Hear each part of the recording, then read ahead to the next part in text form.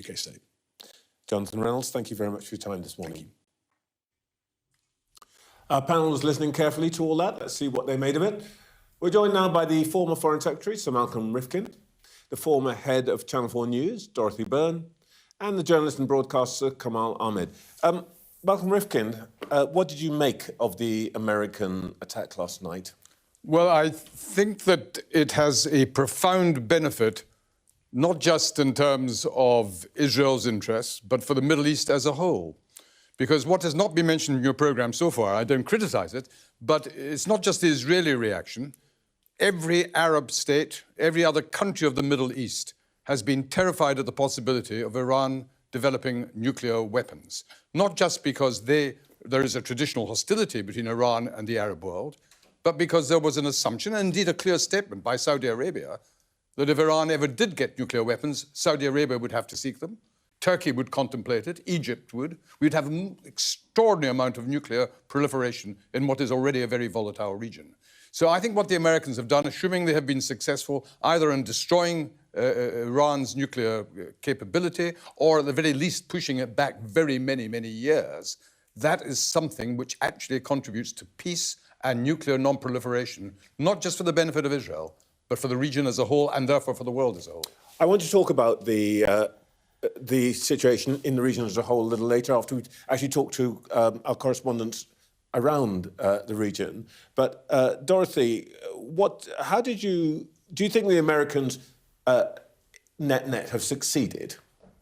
Well, we don't know that, but first we should remind ourselves that only a couple of weeks ago, the head of intelligence of the United States of America said that Iran was actually a long way from having a nuclear weapon. This is Tulsi Gabbard. Then suddenly we are told, Netanyahu tells us they're only weeks away, and then Trump tells us they're only weeks away, and then she tells us, funnily enough, the opposite of what she told us only a couple of weeks ago, that they're only weeks away.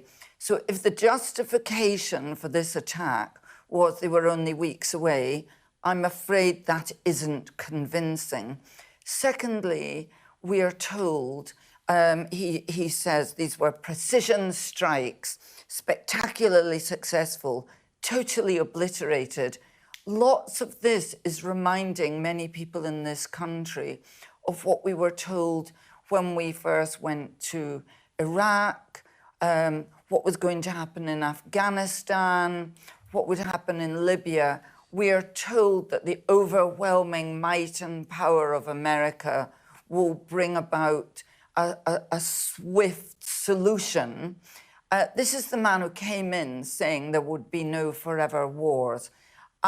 Do we really believe that it was as spectacularly successful as he says? We currently don't have evidence of that.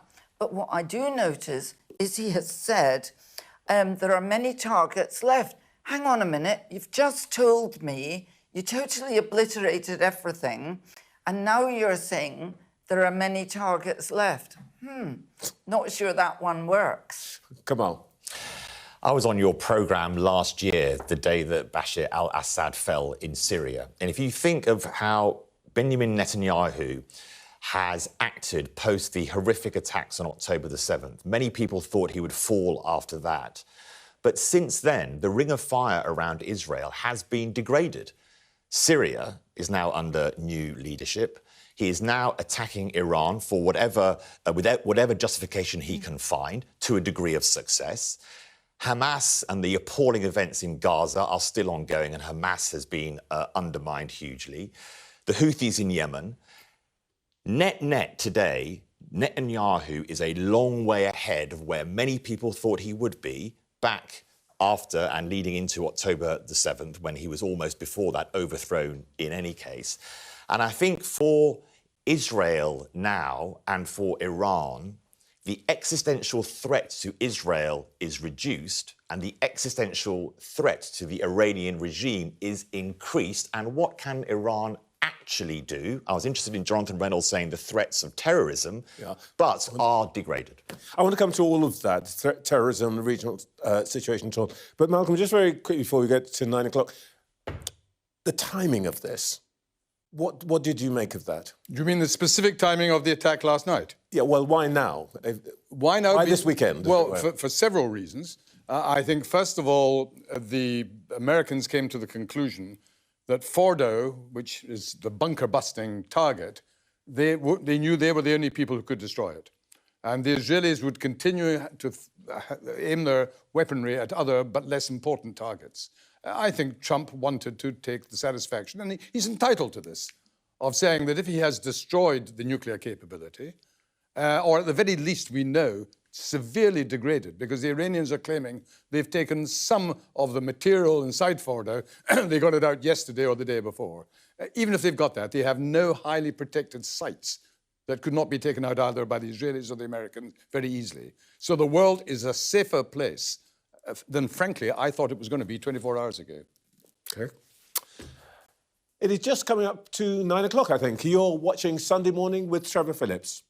In the last hour, the business secretary has confirmed that the UK was not involved in President Trump's overnight strike on 3 Iranian nuclear enrichment facilities.